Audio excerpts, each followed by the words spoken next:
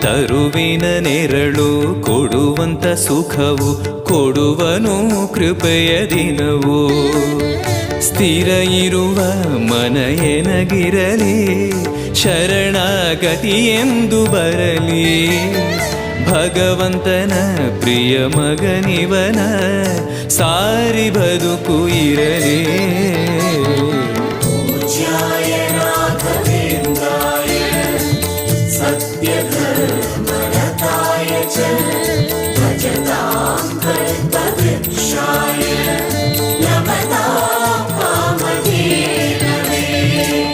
ಆಲಯವೆಂದರೆ ಮಂತ್ರಾಲಯವೇ ಬೇರೆ ನಾ ಅರಿಯಲಾರೆ.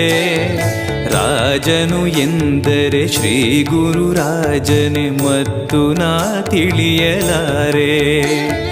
ಆಲಯವೆಂದರೆ